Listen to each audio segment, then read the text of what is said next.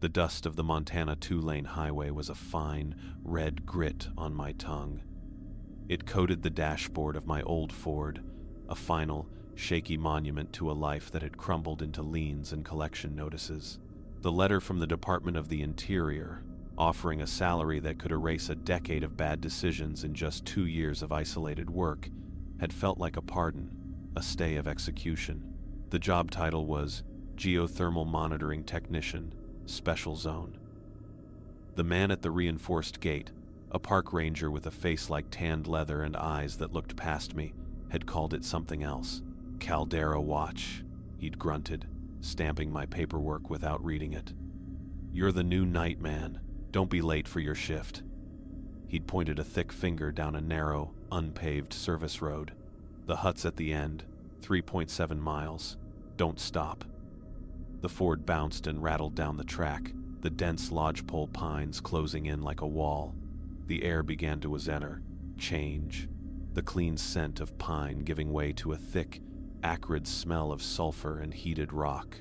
It was the smell of the planet's engine, a constant reminder of the Titanic pressure cooker simmering a mile beneath my tires. My new home came into view, an ugly, half-cylinder Quonset hut painted a faded, sickly green, nestled in a clearing that seemed too perfectly circular. This was the edge of the Yellowstone Caldera. The Forbidden Zone wasn't on any public map. It was just a term the rangers used for the tract of land beyond this hut, a place where the ground was thin and the rules, I would soon learn, were absolute. The previous occupant, a man named Elias, was waiting for me inside. He was gaunt, in his 60s, with a stillness that felt less like peace and more like a state of perpetual vigilance. He moved with a slow, deliberate economy, as if sudden motions were wasteful or provocative. "You're Shaw," he said. His handshake was dry and cool. "That's me." He gave me a tour that lasted less than 10 minutes. The living area was a Spartan cell. A cot, a tiny kitchenette, a battered metal desk. The other half of the hut was sealed off by a heavy steel door, like something from a submarine, with a keypad entry. The monitoring station, he called it. He showed me the supply locker bolted to the floor, 12 cases of water, 48 MREs, a comprehensive first aid kit, 24 D-cell batteries, a heavy-duty flashlight, and a red fire axe. Then he opened a combination-locked cabinet. Inside were a sealed envelope, a ruggedized satellite phone, and 2 bolt-action rifles with a box of ammunition. "For wildlife," Elias said, his tone flat. "The big kind. You know how to use one." I nodded. It felt like a skill from another lifetime. "Good. You'll probably never need it, but it's procedure." He closed the cabinet and handed me 3 keys, one for the main door, one for the steel door, and a small, brass, unlabeled one for the supply drop box outside the north wall. Every Tuesday, a truck comes. You don't see the driver. You don't talk to the driver. You wait until you hear them leave. Then you collect your supplies. Understood? Understood. He led me to the steel door, tapped in a code, and the lock thudded open. The room beyond was windowless, dominated by the low, constant hum of aging server racks. The air was cool and dry. A central console held a bank of a dozen monitors, most showing scrolling lines of geothermal and seismic data, others showing live feeds from cameras trained on steaming fumaroles and barren, cracked earth. One monitor, labeled B14, was dark. "That one's offline," Elias said. "Has been for a while. Don't worry about it." He pointed to a thick, 3-ring binder on the console. It was covered in a fine layer of dust, but the plastic cover was intact. The word "protocols" was printed on the spine. "Everything you need to know is in there," he said. "Read it. Memorize it. Your shift starts at 7 p.m. and ends at 7 a.m. You do not, under any circumstances, leave the hut between those hours. The perimeter is alarmed. If the alarm sounds, you follow the procedure in the binder.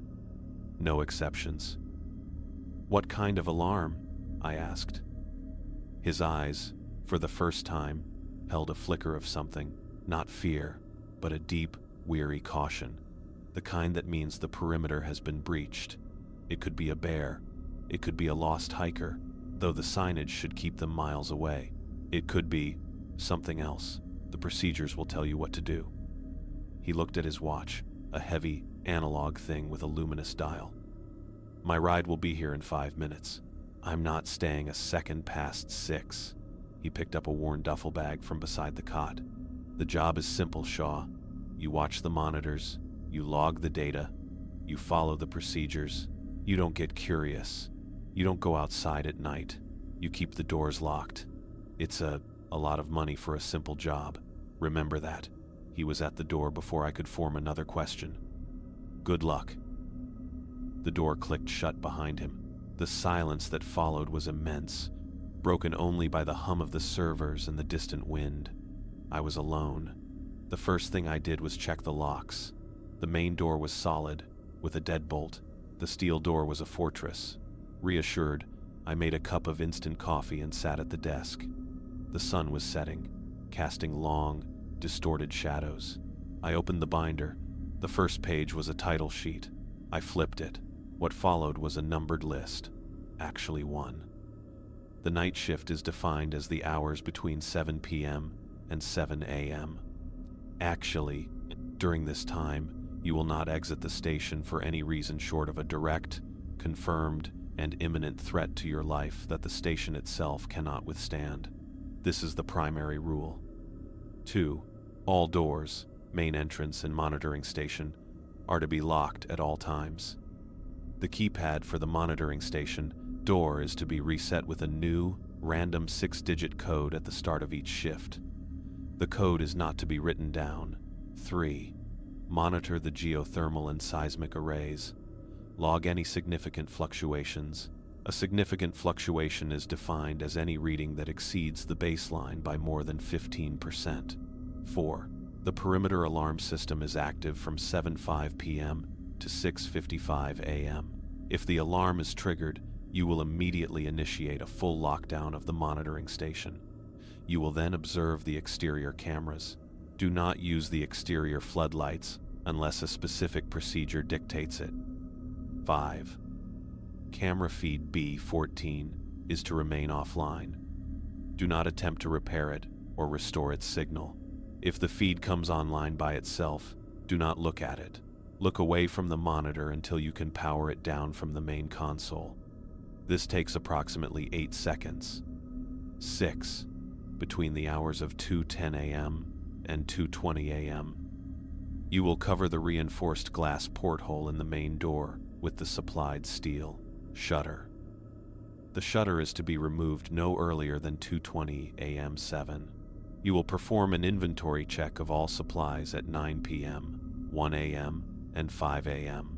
Any discrepancy, no matter how small, is to be logged and reported via the satellite phone at 7:15 a.m. 8. Radio checks with dispatch are scheduled for 8 p.m., 11 p.m., 2 a.m., and 5 a.m. on Channel 4. You will use your call sign, Watchtower. Dispatch will respond with home plate. Any deviation from this script or any attempt to contact you on another channel is to be ignored. 9. If you hear knocking on any door or window, you will ignore it. Do not acknowledge it in any way. Do not approach the source of the sound. 10.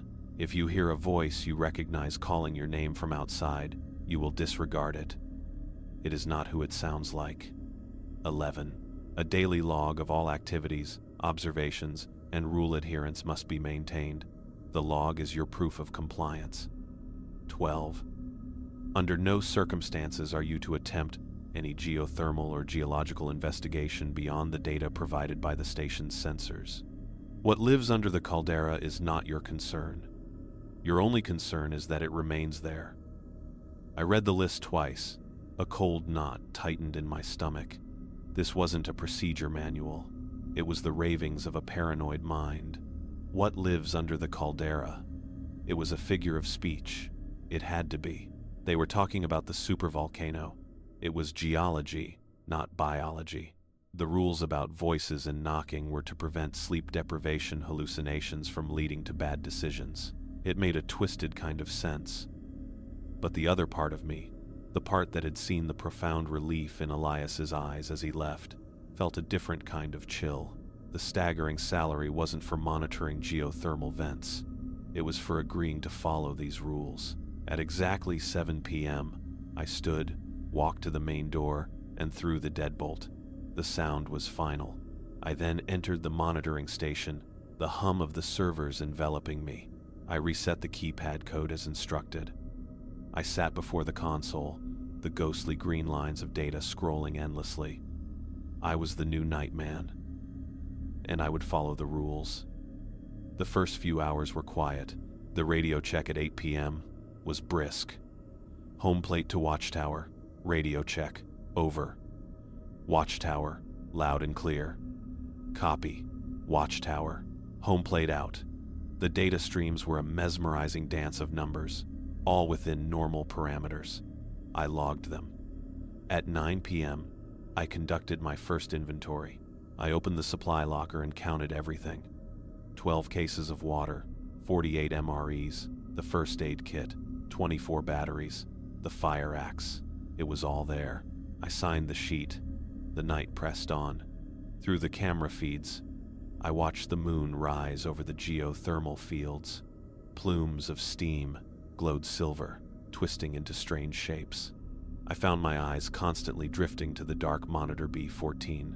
A little after 11, I saw my first anomaly. It was on camera C7, trained on a center terrace. An elk, a large bull, moved at the edge of the frame. Its gait was wrong, stiff, jerky. It took a few steps, then stopped, its head twitching violently to the side in a movement that was utterly unnatural. It then turned and walked directly towards the camera, its movements smoothing out until it was just an elk again. It passed out of the frame. I checked the seismic and thermal readings for that sector. Nothing. My heart thumped. Camouflage warnings.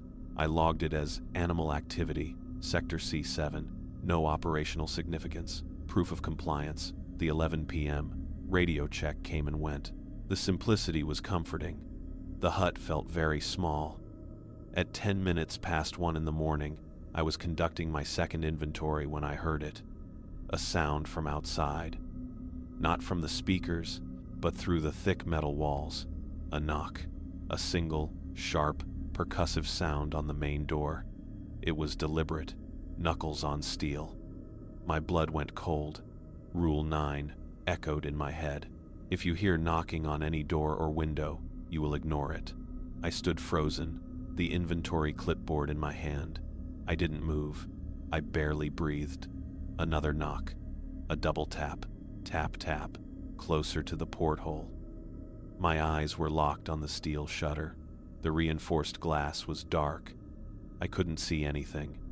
Do not approach the source of the sound. I forced myself to turn around. I walked back into the monitoring station and sat in the chair. I focused on the screens, the data streams, the serene landscapes. I saw nothing. The knocking didn't come again. I spent the next 40 minutes in a state of high alert. At 1:55 a.m., I logged the incident. 0105 hours. Auditory phenomenon, main door. Resembled knocking. Procedure 9 followed. No further incident. It was time for the 2 a.m. ritual. First, the radio check. At exactly 2 a.m., I keyed the mic. Watchtower to home plate. Radio check. A burst of static. Then the voice. Home plate. You're clear, Watchtower. Copy. Out. Then, Rule 6. Between 2:10 a.m. and 2:20 a.m., cover the porthole. At 2:09, I walked to the main door. The steel shutter was heavy and cold. I looked at my pale reflection in the dark porthole. I waited. 2 hours, 10 minutes. I lifted the shutter and slid it into the brackets. It clicked into place. The outside world was sealed off. I stood there, listening. I heard the wind, and then a new sound. A scrape, a slow, deliberate drag of something against the metal outer wall. It started near the door and moved slowly along the side of the building. It circled the entire hut, a slow, scraping circuit that took a full 2 minutes. Then, it stopped. I didn't move until the clock read 2:20. At exactly 2:20, I reached up, unclipped the shutter, and pulled it away. The glass was smeared with a thin, wet, grayish substance. It looked like sludge or damp ash. It hadn't been there before. I logged it, 0220 hours, completed Rule 6 procedure. Observed unknown residue on exterior porthole glass. No source identified on camera review. The rest of the night passed without incident. The 5 a.m. inventory and radio check were normal. As dawn broke, the tension eased. I had done it. I had survived my first night.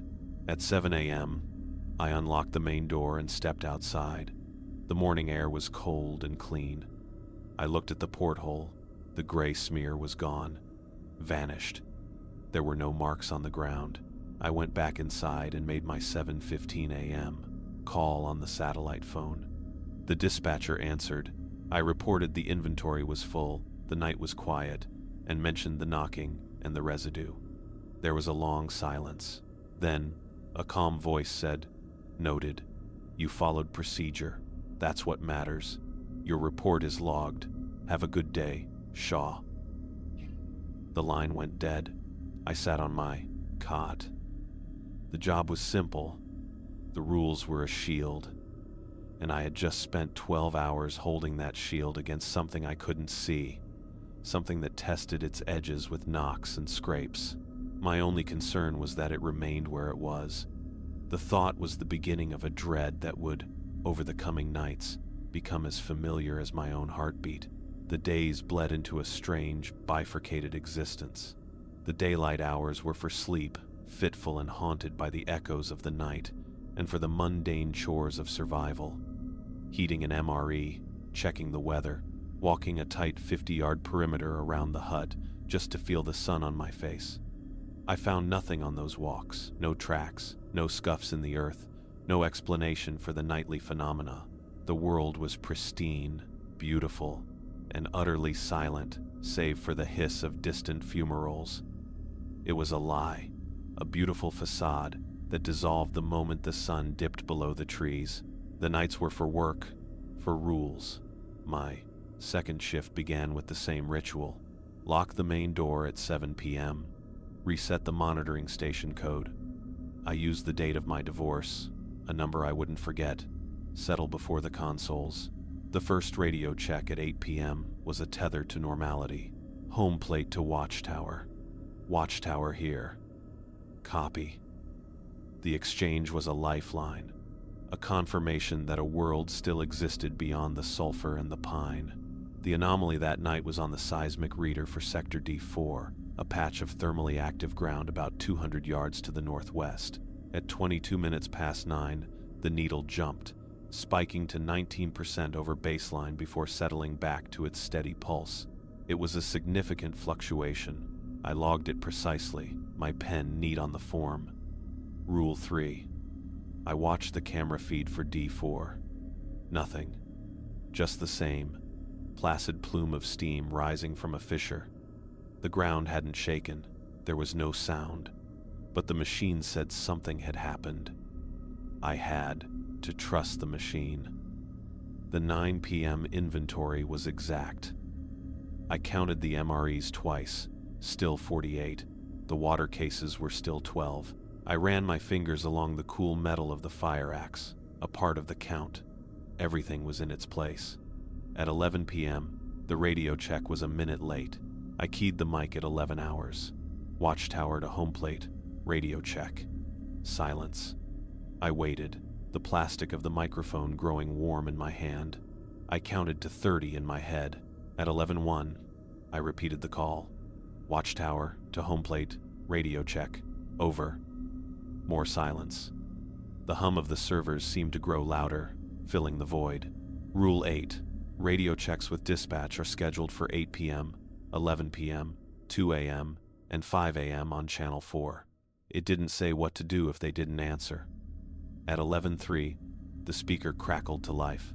Home plate, read you 5x5 watchtower. The voice was the same female dispatcher, but there was a flatness to it, a lack of the usual background. Static. Copy home plate. Watchtower out. I logged the event. 2,300-hour radio check delayed by 3 minutes. No explanation given. The incident put me on edge. The rules were a precise clockwork, and a single slipped cog made the whole mechanism feel fragile. I drank cold coffee and watched the monitors. At 10 minutes to 1, I saw movement on camera A2, which covered the approach road. A figure was walking towards the hut. It was a man in a ranger's uniform, his hat pulled low. He moved with a steady, purposeful stride. My heart leapt. A visitor? A check-in? But it was the middle of the night. Rule 1 was absolute. I watched him approach.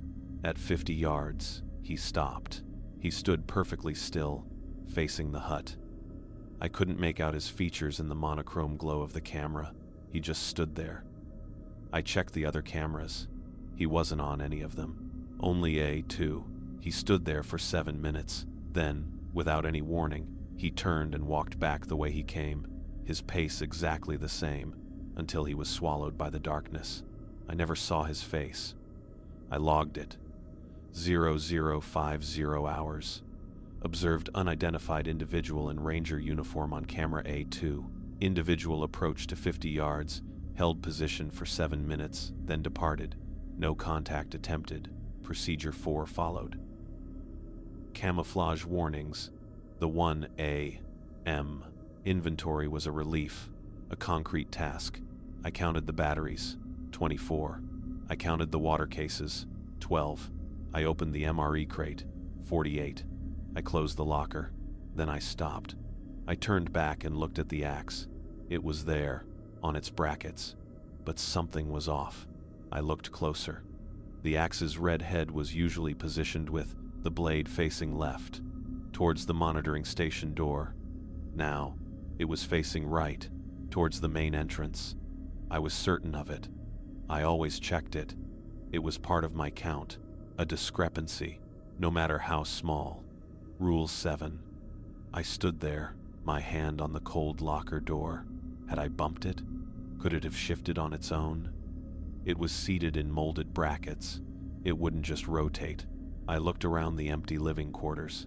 The silence was absolute. I went to the logbook and wrote 0105 hours. Inventory check completed. All quantities correct. Note: fire axe appears to have been rotated 180 degrees on its mounting brackets. No explanation. I would report it at 7:15 a.m. The rest of the night was a lesson in tension. The 2 a.m. radio check was on time. The shutter ritual was performed without incident, though I listened intently for the scraping sound. It didn't come. The 5 a.m. checks were normal. When I unlocked the door at 7, the world was still and innocent. The report to the dispatcher about the axe was met with the same calm, unflappable tone. Noted. Thank you, Shaw. The third night introduced a new variable. Sound. Not a knock, but a voice. It came at midnight, faint but clear, filtering through the reinforced walls as if the speaker were standing just outside. Shaw? You in there? It's Dave. Let me in, man, I'm lost. Dave had been my foreman on the construction crew I'd managed before the bottom fell out. He had a family, 3 kids. The voice was perfect. The slight nasal twang, the familiar cadence, a cold spear of pure dread lanced through me. Rule 10. If you hear a voice you recognize calling your name from outside, you will disregard it. It is not who it sounds like. I didn't move from my chair in the monitoring station. I focused on the seismic readout, tracing the jagged line with my eyes. Shaw, come on. I heard you were out here. My truck broke down. It's freezing. The voice was pleading, desperate. It sounded so real. I could picture Dave's face, creased with worry. I clenched my jaw. It wasn't him. It couldn't be. The rules said it wasn't. The voice called for another minute, then fell silent. I logged it, my hand trembling slightly. 0015 hours. Auditory phenomenon. Voice mimicking known acquaintance. Procedure 10 followed. The fourth night was the storm. It began at dusk, a roiling bank of black cloud that snuffed out the stars. By 9 p.m., the wind was howling, battering the hut with sheets of cold rain. The cameras showed a world of chaotic, shifting gray. At 11:30, the power flickered. The lights in the monitoring station dimmed. The servers stuttered, and for one heart-stopping second, every monitor went black. Then the backup generators kicked in with a deep-throated roar from outside, and the systems rebooted. All of them, including monitor B14. The screen flickered to life. It showed a thermal image, a landscape of blues and greens and angry reds. It was a view of a cavern, or a massive underground space, the walls glowing with heat. And in the center of the screen, a shape moved. It was vast, amorphous, a shifting mass of incandescent orange and white that pulsed with a rhythm that was too slow, too deliberate to be geothermal. It was a heartbeat. I could see it. I could feel it in my bones. Rule 5. If the feed comes online by itself, do not look at it. I tore my eyes away. I stared at the floor, at the scuffed gray vinyl. I counted.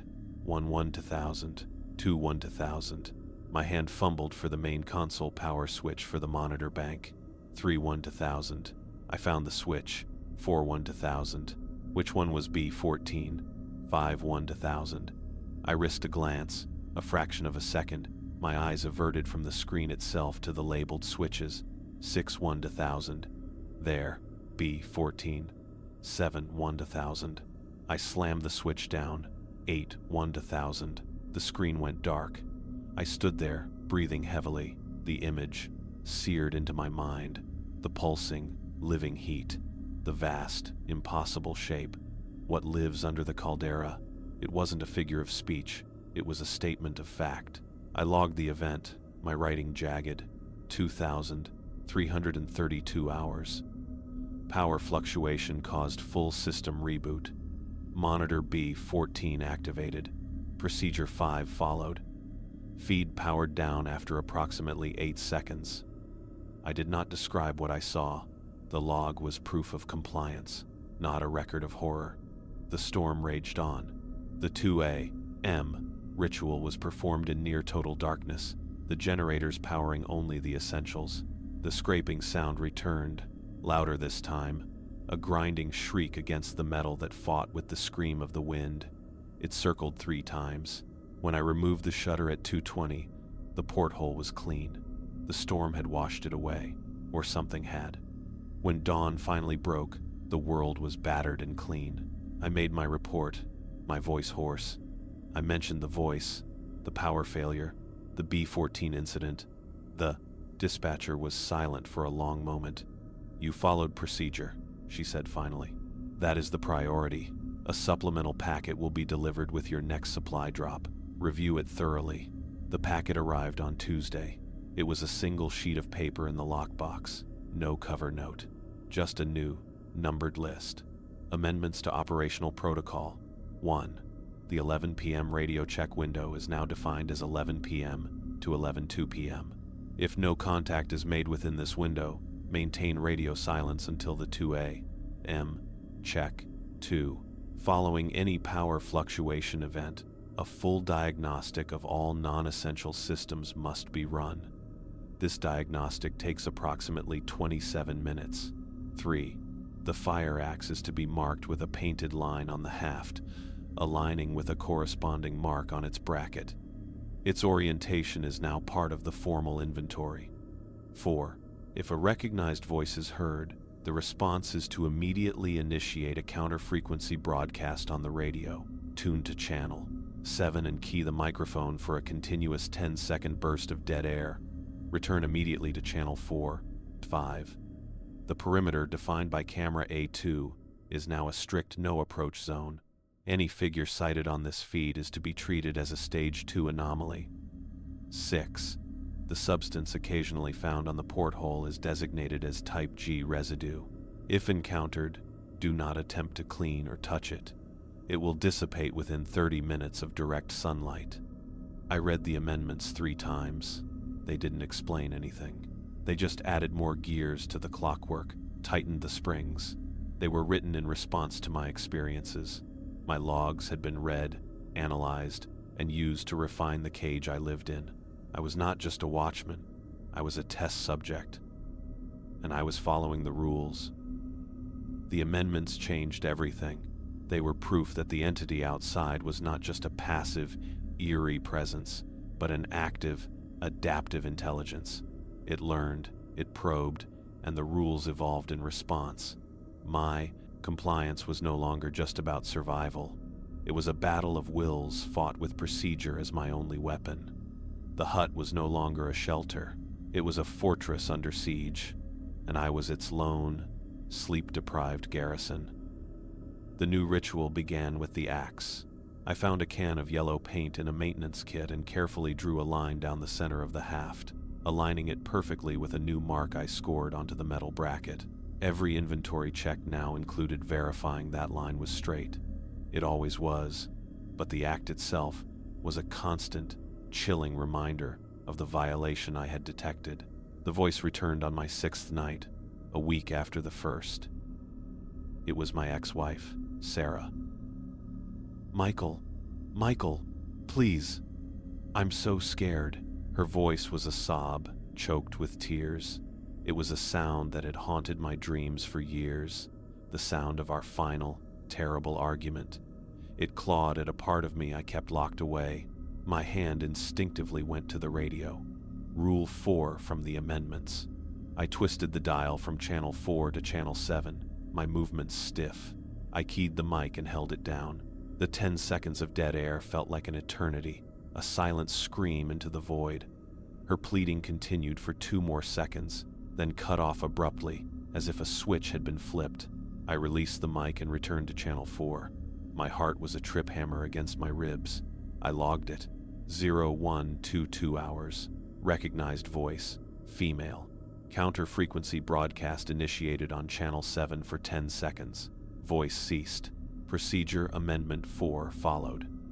It had worked. The rule had worked. The feeling was not of victory, but of a grim, terrifying validation.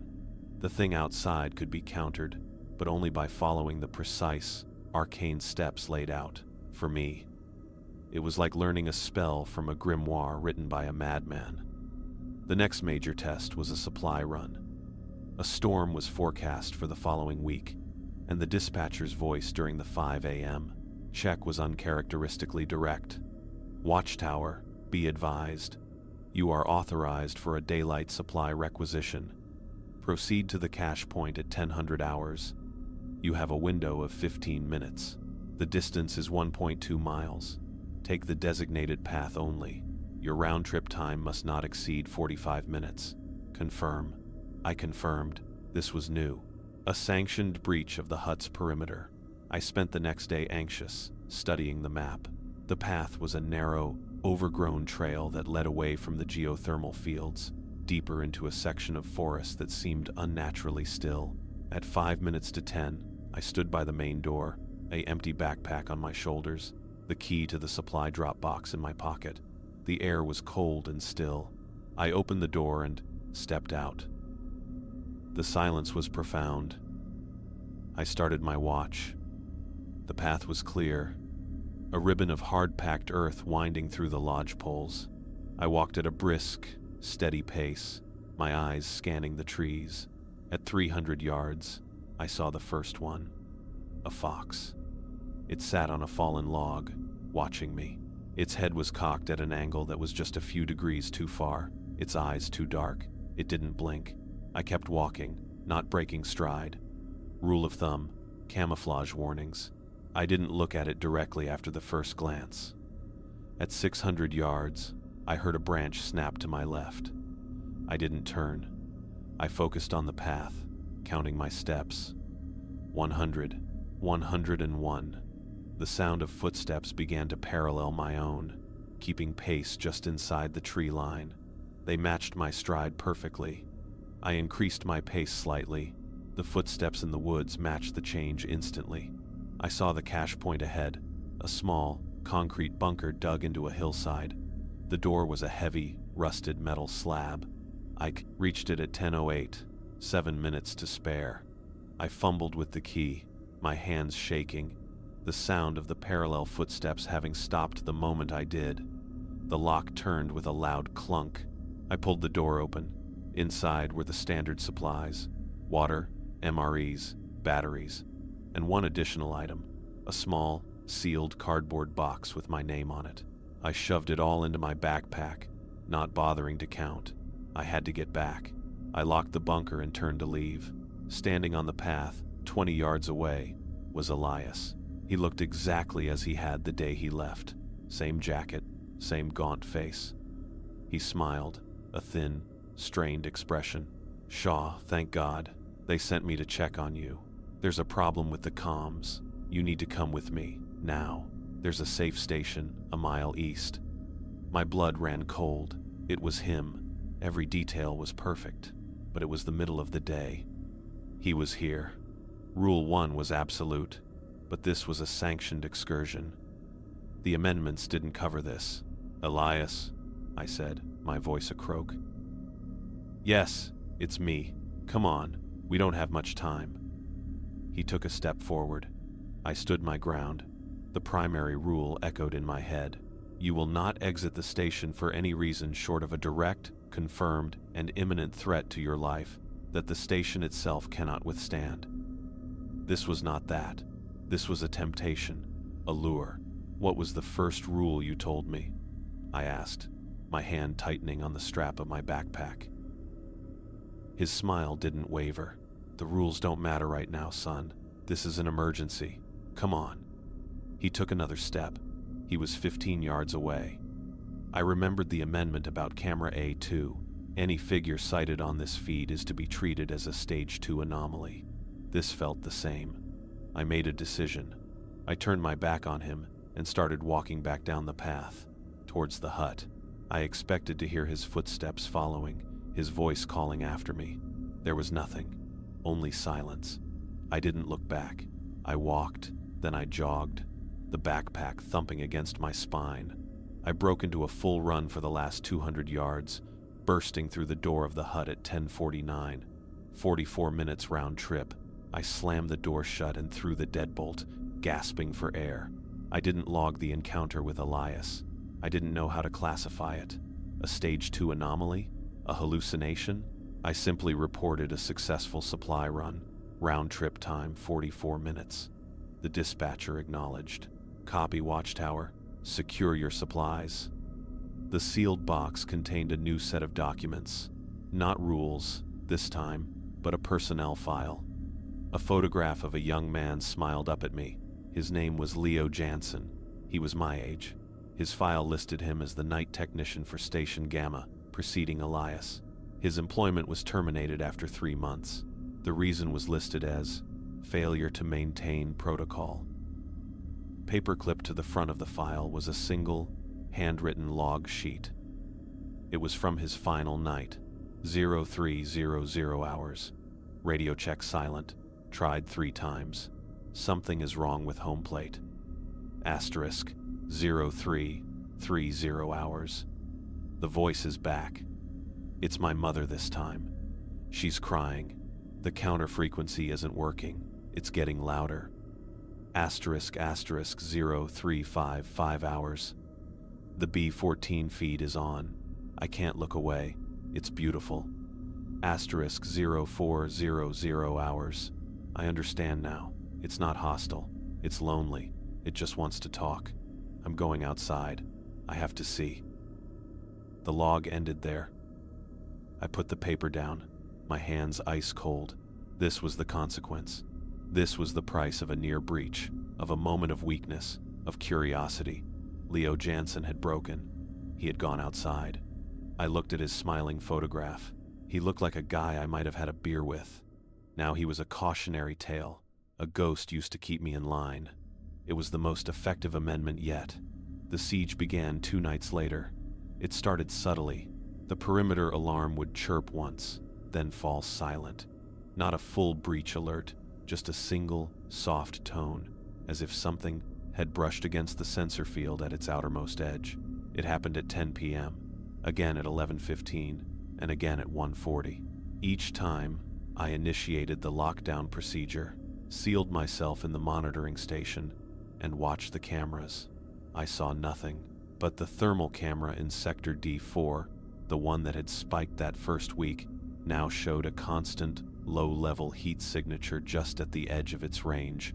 It was a blob of orange that pulsed faintly, rhythmically, in time with the memory of the heartbeat I had seen on B14. Then, at 3:17 a.m., the main power failed. The generators didn't kick in. The hut was plunged into an absolute, profound blackness. The hum of the servers died. The monitors winked out. The only light was the faint, green glow of my watch dial and the emergency exit sign over the main door, which was powered by a separate battery. I was blind and deaf. I fumbled for the heavy-duty flashlight in the supply locker. My training, the rules, they were all that was left. I knew what to do. The amendments had a procedure for this, a set of steps that had to be followed in the dark. Emergency protocols. 1. In the event of a total power failure, you will immediately retrieve the flare gun and 3 flares from the emergency locker located under the cot. 2. You will proceed to the main door and fire 1 flare through the porthole at a 45-degree angle into the air. You will then retreat to the monitoring station. 3. You will wait 5 minutes. If power is not restored, you will fire a 2nd flare. 4. You will then barricade the monitoring station door using the supplied brackets and steel rod. This will take approximately 3 minutes. 5. You will remain in the monitoring station until power is restored or until dawn, whichever comes first. You will not open the door for any reason. I moved quickly, my muscles remembering the drills I had run in my head. The flare gun was cold and heavy. I loaded a cartridge, my fingers clumsy in the dark. I approached the main door, my heart pounding. I didn't look out the porthole. I simply unlocked it, pushed it open just a crack, aimed the gun skyward at the prescribed angle, and fired. The report was deafening in the silence. A brilliant red star burst overhead, casting the clearing in a hellish, pulsating light. For that single, frozen second, I saw them. Shapes, dozens of them, standing at the very edge of the tree line. They were humanoid, but wrong too tall, too thin, their outlines shimmering in the heat haze of the flare. They were perfectly still, all facing the hut. Then the light died, and the darkness rushed back in, thicker than before. I stumbled back into the monitoring station, my breath coming in ragged gasps. I locked the steel door. I waited, counting the seconds in my head. 300 seconds. 5 minutes. No power. I loaded the 2nd flare. I repeated the process, firing through the porthole. This time, I kept my eyes screwed shut. I didn't want to see if they had moved closer. I retreated and began the barricade. The brackets were heavy steel plates that swung down over the doorframe. The rod was a solid bar of metal that slotted through them, effectively deadbolting the door from the inside. It was a physical, tangible act of defiance. As I slotted the final bracket into place, I heard it. A single, polite knock on the steel door, then another, and another. It was a perfect, rhythmic tapping. Tap, tap. It was not trying to break in. It was asking to be let in. I sat on the floor in the corner, my back against the cold server rack, the final flare held in my lap like a talisman. The knocking continued. It never varied its pace. It was the sound of infinite patience. I counted the knocks. I reached 247 before I lost count. I focused on my breathing. I followed the rule. I remained in the monitoring station. I did not open the door. The power returned with a sudden, deafening roar at 6:40 a.m. The lights blazed on, the servers whirred to life. The monitors flickered and displayed their data. The knocking stopped the instant the first light came on. I sat there for another 20 minutes, until the clock showed 7 a.m. I then disassembled the barricade, my arms aching. I unlocked the steel door, then the main door. The morning was clear and cold. The world was empty. There were no footprints, no signs of the figures I had seen. It was as if it had all been a nightmare. But lodged in the dirt, exactly 10 yards from the main door, was the spent casing from the second flare I had fired. It was standing upright, as if it had been carefully placed there. I logged everything: the power failure, the flares, the figures, the knocking. I was no longer just reporting anomalies. I was filing an after-action report from a war. The dispatcher's response was the same. Noted. You followed procedure. But something in me had shifted. The fear was still there, a constant companion, but it had been joined by a cold, hard kernel of resolve. Leo Jansen had broken. I had not. I had followed the rules through the darkness, and I had survived. The thing under the caldera had thrown its worst at me, and I was still here. The siege had failed. The silence after the siege was the most unnerving part. For 3 nights, nothing happened. No knocks, no voices, no phantom figures on the cameras. The data streams were placid, the seismic needles tracing their gentle, sleeping rhythms. The perimeter alarm was silent. It was as if the entity had expended a great deal of energy in its assault and was now resting, recuperating. Or, more terrifyingly, it was observing, recalculating its approach. The rules had held, so it would need a new strategy. I found myself missing the predictable, testable anomalies. This quiet felt like the breath before the plunge. The exhaustion was a physical weight. My sleep during the day was fractured, filled with dreams of knocking and of Leo Jansen's smiling face. I started drinking coffee at all hours, the bitter liquid doing little to cut through the fog of fatigue. I began the compulsive checking of the rules, not just at the prescribed times, but constantly. I would find myself standing before the supply locker, counting the MREs for the 3rd time in an hour, just to feel the solid certainty of the number 48. The yellow line on the fire axe became a focal point. I would stare at it, ensuring its alignment, for minutes on end. I was following the rules, but the hypervigilance was a trap of its own. It was a slow erosion, a wearing down of the mind. The 4th night of silence broke at 11:47 p.m. It wasn't an external sound, but an internal one. A low, resonant hum began to emanate from the server racks in the monitoring station. It was a different frequency from their usual operational drone. Deeper, with a vibration I could feel in my teeth. I checked the diagnostics. All systems reported normal. The sound was not in the machines. It was coming through them. It was a sound being broadcast into my sealed room. I had no rule for this. I logged it. 2,347 hours. Unidentified low-frequency auditory phenomenon originating within the monitoring station. Source unknown. No procedure available. The hum continued for precisely 23 minutes, then ceased as abruptly as it began. In its wake, the silence felt charged, expectant. At 1:17 a.m., during my inventory, I found the first discrepancy since the rotated axe. I counted the D-cell batteries. There were 25. I had started with 24. I counted them again, slowly, placing each one on the floor. 25. A cold dread, different from the sharp fear of the siege, washed over me. This was not a test of my courage, but of my sanity, my perception. Was I so tired I had miscounted from the very beginning, or had something added a battery to my supplies? The latter thought was so absurd it circled back to being terrifying. I logged it. 0117 hours. Inventory anomaly. D-cell battery count, 25. Baseline is 24. No other discrepancies. I left the extra battery on the floor. I would not touch it. The next anomaly was a light. The single, bare bulb in the main living quarters began to flicker at 2:35 a.m. It was not the flicker of a failing bulb or a power surge. It was a pattern. 3 short flashes, a long pause, then 2 long flashes.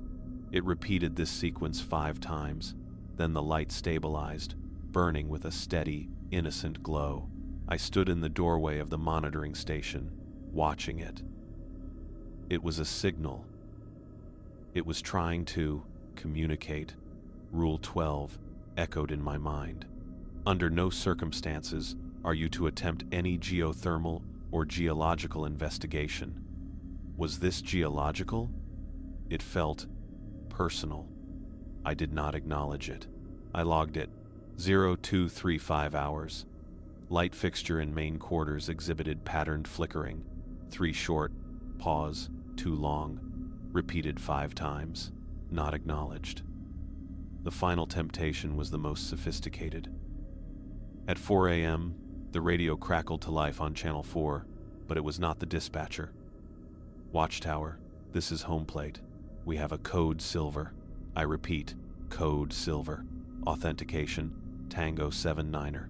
A security team is en route to your position, ETA 10 minutes. You are ordered to stand by to assist. Acknowledge. The voice was male, authoritative, laced with urgency. A code silver? I didn't know what that was. Authentication, Tango 79er? It sounded legitimate. My hand hovered over the mic.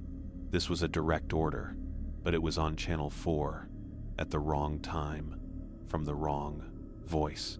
Rule 8 was clear. Any deviation from this script is to be ignored. Watchtower, do you copy? Code Silver, they're almost to your location. Acknowledge. It was a perfect lure. It offered help, reinforcement, an end to the isolation. It preyed on my deepest desire. I wanted to believe it. I keyed the mic, my thumb pressing down on the button. I took a breath to speak, and then I saw it. On the seismic monitor for the hut's immediate perimeter, a cluster of tiny, rhythmic spikes appeared. They were perfectly spaced, matching the rhythm of a human heartbeat. They had appeared the moment the radio message began. There was no security team. There was only this thing, pressing against the very ground beneath the hut, mimicking a voice on the radio, trying to trick me into inviting it in. I released the mic. I did not acknowledge. The voice called twice more, each time more frantic, then fell silent. The heartbeat spikes on the seismograph vanished. I logged the event, my hand steady now. The kernel of resolve had grown. I had seen through the lie. The dawn after that night felt like a true victory. I had faced a multi-pronged psychological assault, and I had not broken. I had used the rules as my compass through a fog of fear and doubt. When I made my report, I detailed the hum, the extra battery, the light, and the false code silver. The dispatcher, for the first time, did not immediately respond with a rote affirmation. There was a long pause. "Watchtower," she said, her voice softer, almost human. "Your diligence is noted. The next supply drop will contain a revised protocol. Stay sharp." It was the first hint of praise, of recognition. It was more unnerving than any of the previous night's events. The revised protocol was not a list of rules, but a single, dense page of technical instructions titled Active Dampening Procedures. It described a series of actions to be performed on the main server console, a specific sequence of commands to be entered that would, according to the document, calibrate the harmonic dampeners. It was to be used only during a Stage 3 cognitive incursion event, which was defined by the simultaneous occurrence of at least 3 distinct anomalous phenomena targeting the technician's perception. My previous night qualified. The procedure was complex, requiring the input of codes from memory and the manual adjustment of 3 separate dials on the console, each to a precise setting. It would take a full, uninterrupted 15 minutes to complete. It was a new, active rule, not just a shield, but a weapon. I spent the next 2 days studying the procedure, memorizing the codes, practicing the motions of turning the dials to the exact positions. It felt good, It felt like I was being given more responsibility, more agency. I was no longer just a passive observer. I was an operator. The entity must have sensed the shift. Its next attack was not subtle. It began at 9 p.m. on my 15th night. The main door shook. Not a knock, but a single, tremendous impact, as if a car had rammed it. The solid steel door groaned in its frame. The perimeter alarm screamed, a continuous, piercing wail. I was in the monitoring station in an instant, initiating the lockdown. The cameras showed nothing. The door shook again. Boom. Then the voices started. Not one, but a chorus. My name, called by a dozen people I knew, my parents, my old friends, Sarah, Dave, Elias. They were pleading, screaming, whispering, "Let us in, Michael. It's cold out here. Why won't you help us?" Simultaneously, every light in the hut, including the console lights, began to strobe violently. The low hum returned, louder than before, vibrating the floor. The needle on the main geothermal reader pegged itself into the red, though the other sensors showed nothing. A Stage 3 cognitive incursion event.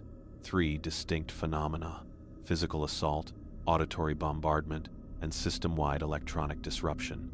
It was time. I turned to the console. My hands were steady. I began the active dampening procedure. The first code was a string of 16 digits. I entered them. The screaming from outside intensified. Boom. The door shuttered again. I turned the first dial. Its marker had to be aligned exactly with a tiny, etched line. My concentration was absolute. The strobing lights made it difficult. I blocked them out. The second code was alphanumeric. I typed it in, each keystroke, a deliberate act of defiance. A new voice joined the chorus. It was Leo Jansen's. "It's easier if you just stop, Shaw. It doesn't hurt. It's just quiet." I ignored it. I turned the second dial. 2 minutes had passed. 13 to go. The third code was the longest. As I typed, the B14 monitor flickered. I kept my eyes locked on my own screen. I would not look. I finished the code. I reached for the third and final dial.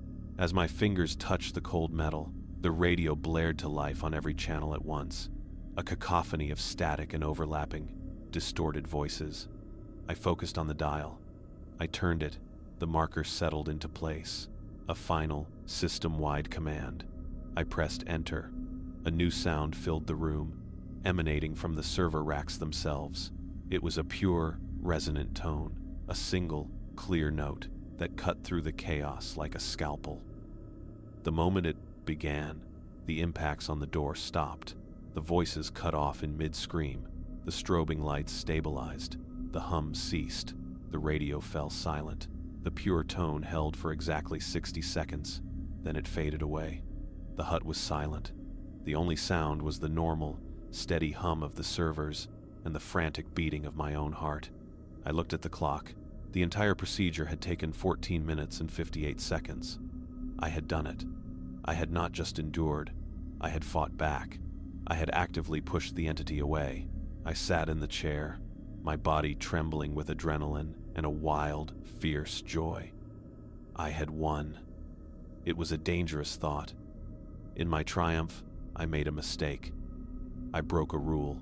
I looked at the B14 monitor. It was dark, but in the reflective surface of the black glass, I saw something move behind me. I spun around. The room was empty, but the reflection, for a split second, I had seen it. Not a monster, not a shapeless horror. It was a man. He was wearing a familiar jacket. He was gaunt. He had my face. I turned back to the console. My victory soured into a new, profound terror. I had followed every procedure. I had survived the siege. I had executed the active dampening. But the entity's final, most insidious attack had been a success. It had not gotten inside the hut. It had shown me that a part of it was already there. It had shown me that I was changing. The line between the watchman and the watched was beginning to blur. The final movement begins not with a bang, but with a profound and unsettling quiet. The entity, after its failed incursion and the successful dampening, had withdrawn completely. For 5 full cycles of the sun, nothing happened. No knocks, no voices, no flickering lights, no phantom heartbeats on the seismograph. The data streams were a flat line of normalcy. The silence was no longer a prelude, it was an absence. It felt like the forest was holding its breath, or that the thing under the caldera had simply left. I knew, in the rational part of my mind that was still clinging to the rules, that this was impossible. It was another kind of test, a test of endurance against monotony, against the slow erosion of paranoia in a vacuum. The exhaustion was now a permanent state. My hands developed a faint tremor. I caught myself talking to the consoles, to the fire axe, to the sealed envelope I still had not opened. The face I saw in the reflective surface of the B-14 monitor my face, but gaunt, with eyes that held the weary stillness of Elias, haunted me. Had it been a trick, a final, psychological jab, or was it a warning of what I was becoming? The isolation was an acid, eating away at the man I had been, leaving behind a raw nerve of pure procedure. The baton pass began subtly. During the 7:15 a.m. call on the 6th day of silence, the dispatcher's voice was different. Watchtower, prepare for a personnel update. Your relief will arrive in 72 hours. You are to begin transition protocols. 72 hours, 168 hours. The numbers circled in my head. An end, a way out. The thought was so powerful, it was physically painful. I allowed myself, for the first time, to think about the world beyond the sulfur and the pine. A hot meal. A bed that wasn't a cot. The sound of another human voice that wasn't filtered through a radio. But beneath the hope was a cold, sharp fear. Could I actually leave? What waited for me out there? And what would I be leaving behind for the next person? The transition protocols were a new set of rules, nested within the existing framework. They were about legacy, about ensuring the continuity of the watch. 1. The final 72 hours require a continuous log. All observations, no matter how minor, are to be recorded. 2. A full and complete inventory of all supplies, equipment, and station integrity must be conducted and documented. This will be your final act before shift change. 3. All personal effects are to be packed. Nothing from the outside is to remain. 4. You will prepare a clean, legible copy of the core rules, amendments, and emergency protocols for your successor. No commentary is to be added. 5. On the final night, the active dampening procedure is to be initiated at 3 a.m. Regardless of conditions, I set to work. The continuous log was a relentless task. I wrote down the temperature of the coffee I drank. I noted the number of times a cloud passed in front of the sun on the camera feeds. I documented the exact pattern of the tremor in my left hand. I was creating a monument to the silence, a record of the nothingness that was, in its own way, as menacing as the siege. The full inventory was a day-long ordeal. I counted every item, not once, but 3 times. I checked the seals on every window, the integrity of every door hinge, the charge level of every battery. I tested the radio on every channel. I cleaned the porthole until it sparkled, though I knew it was a futile gesture. I logged the state of the fire axe, the yellow lines still perfectly aligned. I noted the 25th D-cell battery, which I had left in the center of the floor. It was still there. I would not touch it. It was part of the station's inventory now. Packing my personal effects took less than a minute. I had a single duffel bag with a few changes of clothes, a toothbrush, a photograph of Sarah I couldn't bring myself to throw away. It felt like packing a ghost. The most important task was the rules. I found a fresh notepad and began to write. My handwriting, once sloppy, was now precise and blocky, a mimicry of the typeface in the original binder. I wrote the core rules, all 12 of them. Then the 6 amendments. Then the 5 emergency protocols. Then the active dampening procedure. I did not deviate. I did not add a warning or a note of encouragement. or a single word about what I had seen in the B-14 monitor's reflection. I was a scribe, a conduit. The rules were what mattered. My experience was irrelevant. I was following Rule 5 of the transition protocol, no commentary. The final night arrived. The silence held. It was the most unnerving shift of my entire tenure. The entity knew I was leaving. Was it respecting the transition, or was it gathering its strength for the new watchman? I performed the rituals with an automaton's precision. The radio checks were flawless. The inventories were exact. At 1 a.m., I packed the fresh notepad of rules into my duffel bag. I would hand it to my successor personally. It was the only part of the handover that felt human. At 2:55 a.m., I stood before the console. The rule was clear. On the final night, the active dampening procedure is to be initiated at 3 a.m., regardless of conditions. There were no conditions. The station was quiet. It was a preemptive strike, a cleansing ritual for the next person, a final gift of a few hours of peace at the start of their watch. At 3 hours, I began. I entered the first code. The servers hummed their normal tune. I turned the first dial. The marker slid perfectly into place. I entered the second code. The cameras showed empty, moonlit landscapes. I turned the second dial. My hands were steady. The tremor was gone. I entered the third, long code. I felt a profound sense of finality. This was the last rule I would ever follow here. I reached for the third dial. My fingers closed around the cold metal, and I stopped. A thought, clear and terrible, pierced the fog of my fatigue. Why this rule? Why now? The dampening was a weapon, an aggressive act. It had been given to me after I had proven myself. What if its primary purpose wasn't to defend, but to provoke? What if the silence I was experiencing now was the entity's natural state, and the dampening was a shock to its system, a galvanizing force that ensured the new watchman would immediately be tested? What if I was not cleansing the zone for my successor, but priming it for a fresh assault? I stood there, my hand on the dial, for a full minute. I was at the precipice of my own near breach. I was questioning the final, most specific rule I had been given.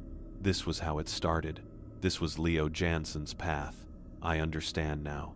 It's not hostile. It's lonely. I took a deep breath. I let it out slowly. The rules were the shield. My only job was to hold it. I turned the dial. The marker clicked into place. I pressed enter. The pure, resonant tone filled the room. It was the same as before. It held for 60 seconds and faded away. The silence returned. Nothing had changed, or everything had. I sat in the chair for the remaining hours of my shift. I did not sleep. I watched the dawn break on the monitors, the first rays of sun painting the steam plumes in shades of rose and gold. It was beautiful. It was a lie I no longer believed. At 7 a.m., I stood, my joints aching. I picked up my duffel bag. It felt impossibly light. I unlocked the main door for the last time and stepped outside. The air was clean and cold. A Park Service Jeep was parked 50 yards away, a young woman standing beside it, shivering in a new-looking jacket. She had the same wide, uncertain eyes I'd had 90 days ago. I walked towards her. My steps were measured. I stopped 10 feet from her. "You Shaw?" she asked, her voice tight with anxiety. I nodded. I reached into my duffel and pulled out the notepad. I held it out to her.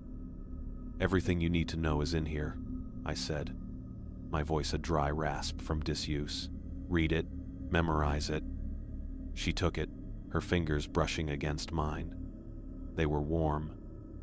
"The job is simple," I said, repeating Elias's words like a catechism.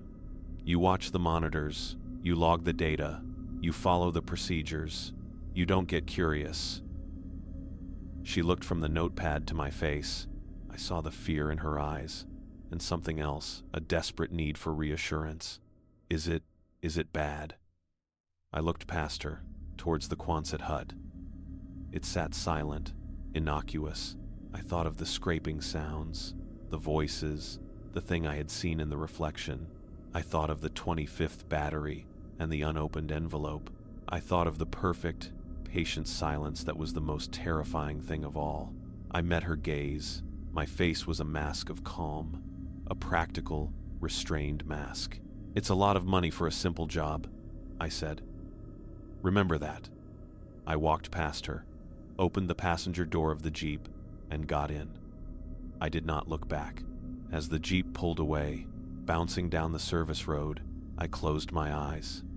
I was free, but I knew, with a certainty that settled deep into the marrow of my bones, that I was just another set of rules passed on, and that the watch, the real watch, was only just beginning.